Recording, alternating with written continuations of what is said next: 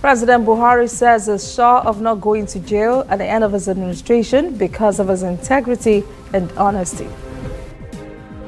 The Nigerian Army threatens to withdraw its partnership with the police in Rivers State. In international news, Utrecht Tram shooting suspect arrested. And in sport, Super Falcons head coach Thomas Dennerby invites 30 home-based players ahead of World Cup.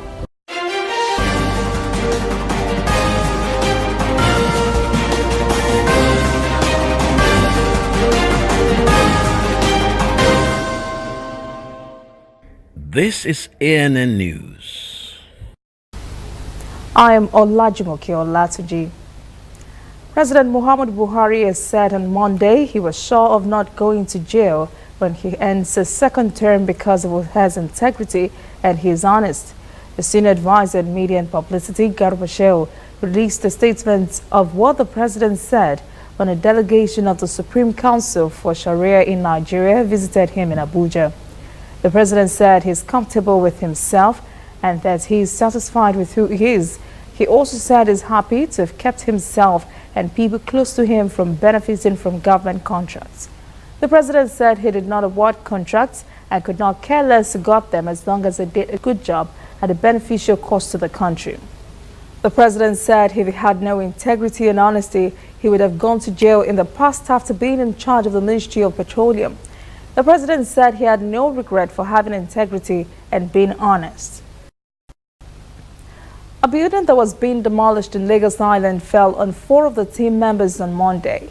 Although there were no fatalities from the incident, 4 persons pinned down in the rubble were extricated and taken to the hospital. The building on Egerton Square in the Okeanri area of Lagos Island was said to have been marked for demolition in 2016, but no action was taken. Last week's collapse of a building in Itafaji, in which many school children died, has spurred the Lagos State Building Control Agency to begin pulling down unfit buildings in Lagos Island. An eyewitness said it was when the agency had begun demolition of the Egerton Square building on Monday that it caved in on the demolition men.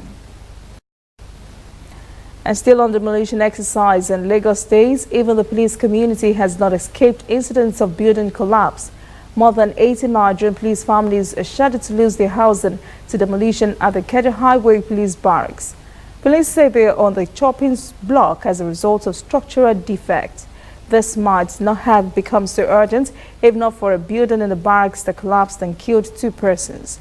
In another incident in the same barracks during the time of Police Commissioner Fatai Owosheni, News Agency of Nigeria reports that a sergeant and a civilian lost their lives on Christmas Day. Owosheni ordered a demolition of the building at that time. Maigari Diko, Deputy Inspector General of Police in charge of works, says some of the occupants of the barracks had been instructed to vacate the defective buildings for a long time, but they are still there.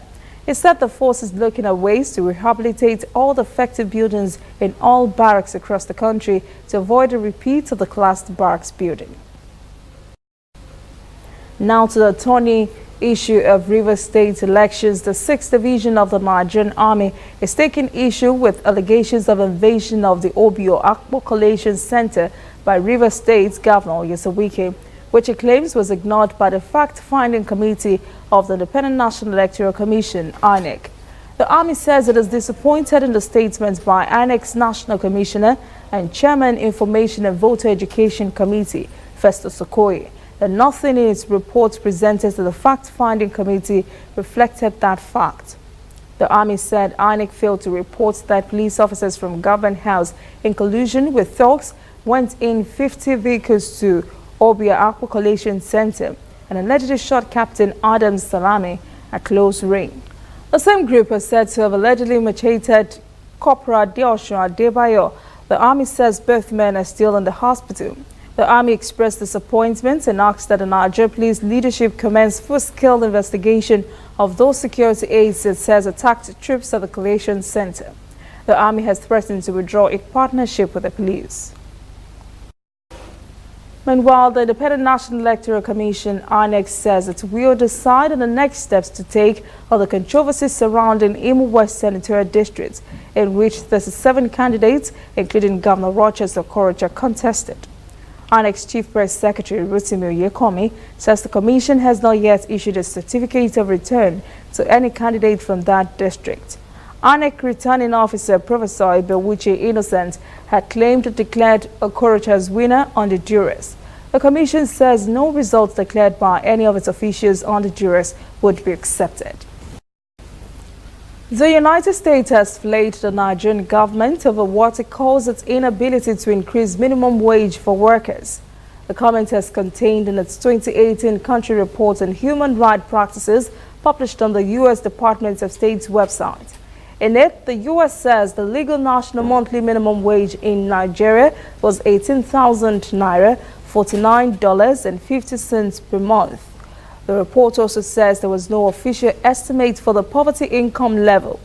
The report accuses Nigeria of insufficient penalties to discourage violations. The report also touches on many violations not addressed by Nigeria, including overtime and holiday pay, general health and safety provisions, compensation for injured workers, and protection of factory employees in hazardous situations. It also faults authorities for not enforcing standards in the informal sector, which included the majority of workers. Coming up, African stories. Mozambican president says tropical storm Idal may have killed 1,000 persons. And later, international news, Utrecht Tram shooter suspects arrested.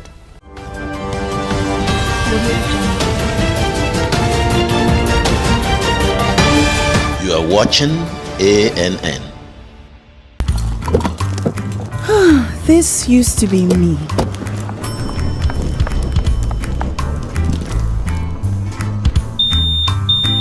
But that was before I got the perfect bag. It's handy and easy to use. All I need in one compact space, just like my MTN Extra Value plan. I used to get one plan for my calls and then try to remember which data plan worked for me. Roaming was a totally different ballgame. Not anymore. I've got the MTN Extra Value all-in-one plan. If you're a data buff like me, you get extra data with some talk time. And if you like to make calls, you get extra talk time with some data. And when I'm abroad, I automatically browse, chat, and call right on the same plan. MTN Extra Value was made just for me. More of data or calls, whichever one you prefer. MTN Extra Value is made just for you.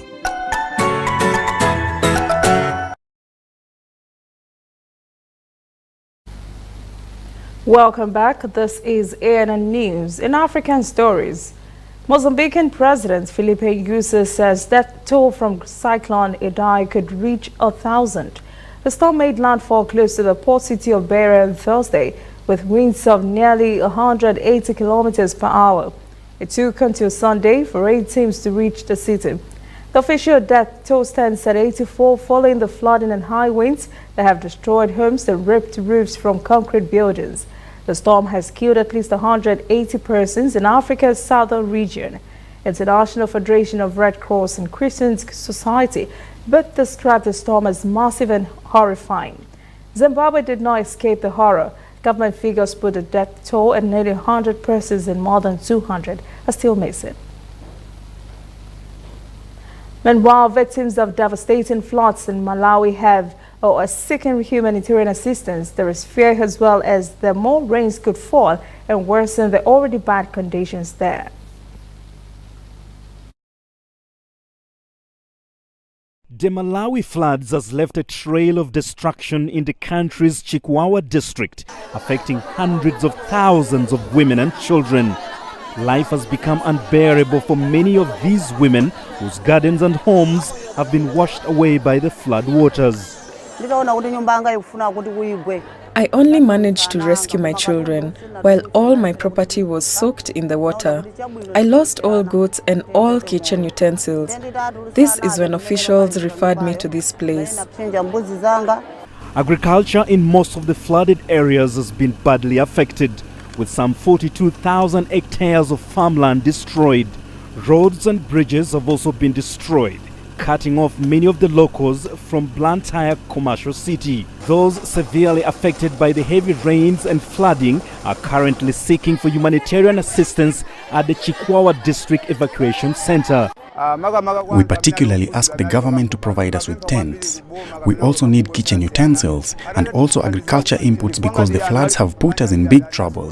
Majority of people that have been affected by the floods are women and children. And now they stand in dire need of humanitarian assistance. Meanwhile, the Department of Meteorology and Climate Change has warned of further heavy downpour that could trigger flash floods in flood-prone districts including Sanje, Falombe, Mangonchi, Salima and Karonga among others. But with response efforts stretched to meet current humanitarian needs, the risk of further flooding could raise more fears.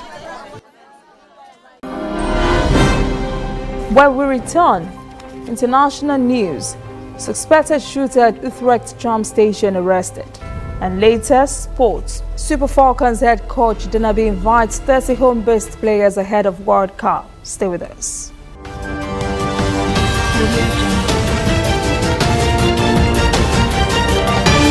You are watching ANN. Somewhere in the world, every second of the day, news is happening. And of course, Nigeria is bustling with news day and night. That is why ANN doesn't sleep. Our eyes are peeled, wide open, so no story escapes our radar. We stay abreast of world events and happenings at home. We keep you up to the minute in the world of sports. We give you information to stay on top of your investments and all the hard facts you'll need to navigate your day. If you miss us on air, you can keep up to date on our website, annafrica.net, and on our social media platforms, Twitter, Instagram, and Facebook at ANN Africa TV. We are ANN, Africa News Network. We do news right in a truly African spirit. Welcome back. This is ANN News. Now to world events. Dutch authorities have caught the man suspected of opening fire on a tram in the Dutch city of Utrecht, killing 3 persons and injuring 5 others. 37-year-old Gottman Tannis, who has had previous run-ins with law enforcement, was arrested on Monday night, and Dutch authorities are considering a possible terrorist motive for the incident, which happened in Utrecht's 24 October Square on Monday. Mayor Jan van Zanen says the motive for the attack is still unclear, but a second suspect has also been taken into custody. New Zealand Prime Minister Jacinda Ardern has vowed never to utter the name of the man responsible for the mosque massacres as she opened a summary session of Parliament with a message of peace to Muslims. Dressed in black, Ardern opened her remarks in Parliament with the symbolism of the greeting uttered around the Islamic world. Opponents of the Saudi-led war in Yemen have been protesting against UK government armed sales to Saudi Arabia. They are highlighting the proposed sale of more Eurofighter Typhoon jets to the Saudis, which they say is illegal under international law. Thousands of civilians have died in the conflict in Yemen, many in air raids blamed on Riyadh.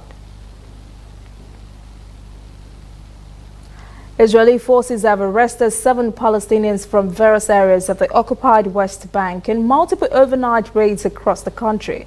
The army says the individuals were arrested for suspected involvement in terrorist activities and had been referred to relevant authorities for further investigation.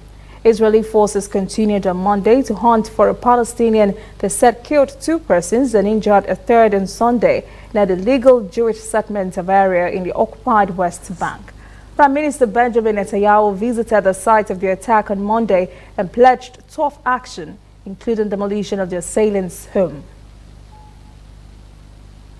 The death toll from flash floods and mudslides triggered by days of torrential downpours in Indonesia's eastern Mount Pepel province has risen to 89, with dozens of others missing. Spokesperson for the National Disaster Mitigation Agency, Sutopo Purwo, says 89 bodies have been pulled from the mud and wreckage of collapsed homes by Tuesday.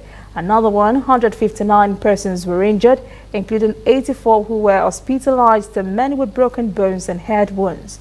The number of dead is expected to rise as rescue workers comb through affected areas. Papua military spokesperson Colonel Mohammed Aidi says more than 1,600 rescuers, including soldiers and police, faced difficulties on Tuesday in clearing huge piles of debris because of shortages of heavy equipment.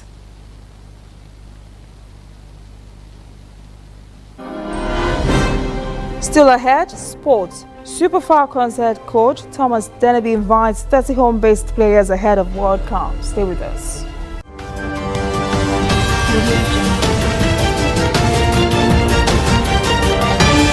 You are watching ANN. Looking for some Disney magic but don't know where to find it? We've got a magical solution just for you. Simply go to disneynigeria.mobi and get an exciting selection of games, short videos, wallpapers, shareables, and more. Explore a whole new world of Disney on your mobile, tablet, or PC. For just 200 Naira monthly, you get to enjoy the fun to infinity and beyond. SMS Disney to 11006 to begin. Terms and conditions apply. This service is only available to MTN customers. Welcome back. This is ANN News. Let's talk sport. Super Falcons head coach Thomas Deneby has invited to camp 30 home-based players for preparations as this summer's Women's World Cup finals enters a new gear. The 9-time African champions are scheduled to play 2 matches in Spain in the first week of April to further put themselves in shape for the finals. They have been to tournaments in China and Cyprus to prepare for the big global fiesta in France, playing 6 matches in all. The Confederation of African Football has declined a request from the Liberia Football Association to move Sunday's crucial Africa's Cup of Nations qualifier away from the Democratic Republic of the Congo. The Group J fixture is scheduled for Kinshasa Stadium, but Liberia wants the venue moved away from DR Congo because of concerns over Ebola epidemic. CAF says it is monitoring the situation and that Kinshasa is safe to host the match as planned.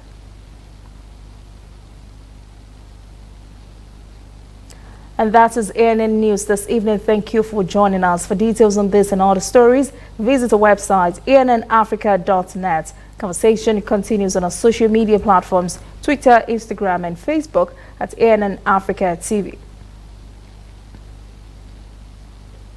I am Olajumoke Olatunji. Have a pleasant evening.